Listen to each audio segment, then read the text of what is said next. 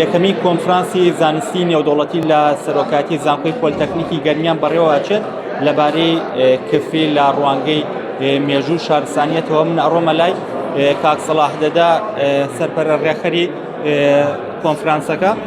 کاک سەلاح سڵاو لێبێ، ئاماژتان چێ لە ڕێخستنی ئەم کۆنفرانسە؟ هەڵبەت بەپێی سەرچاوە مێژوویەکان کفری تەمەنی دەگەڕێتەوە بۆ 500 ساڵ پێش ئێستا. کفری لە ماستەر پلانەکەیدا شارێکی مێژووی شوێنەواری ڕۆشنبیریە.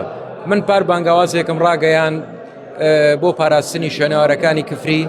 سوپاس بۆ خی گەورە، خۆشببختانە بۆ هۆکاری لەدایکبوونی یەکەمین کۆنفرانسی زانستی نێودەوڵەتی بە تایتڵی کفری لە ڕوانگەی شوێنەوار و مێژووەوە. هەڵبەت ئەم چالاکیەکی زانستیە، هەردوو زانکۆی پۆلیتەکنیکی گەرمیان و بەشی شوێنەواری زانکۆی سلێمانی پێی هەستاون بە سپۆنسەری ڕێکخراوی هاوکاری ئەڵمانی. 50 توێژەری نێودەوڵەتی و ناوخۆیی بەشدارن لە ڕێگای 32 توێژینەوەوە. ئەم 32 توێژینەوە دەستی بردووە بۆ بەشێکی زۆری کون و کەلەبەری و لایەنی لە زانرا و نەبینراوی مێژووی ئەم شارە. کاک سەلاح، ئەم کۆنفرانسە چ خزمەتێک بە قەزای کفریەکە؟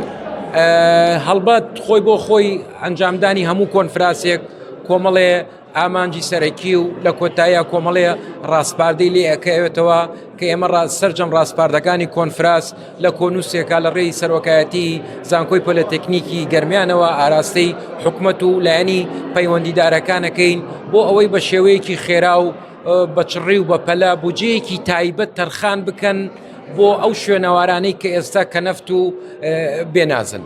لە قەزای کفریە نزیکەی چەند شوێنەوار بوونی هەیە؟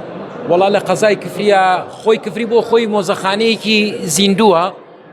ئێستا ئێمە سەرای کفریمانەیە بە سوپاسەوە جێگری سەرۆکی حکومەت نۆژەنی کردوێتەوە، بەڵام قەیسەری کفری کە دڵی شوێنەوارەکانی کفریە خۆی دەبینێتەوە لە سەروی 250 دوکان و 4 خانەکانیش خانی خەڵوز و خانی خورما و خانی خێ، هەروەها کۆشکی مەجید پاشای بابانمان هەیە، کۆمەڵێ ئاشمان هەیە، کۆمەڵێ خانی کە لە پوریمان هەیە، گۆڕە دەخمەکانمان هەیە. ئەمانە بەداخەوە بەشێکی زۆری لە ناوچوون پێویستی بە هەناوەچوون و بەدەمەچوونە بۆ ئەوەی لە فەوتان و لە نەمان ڕزگار بکرێت.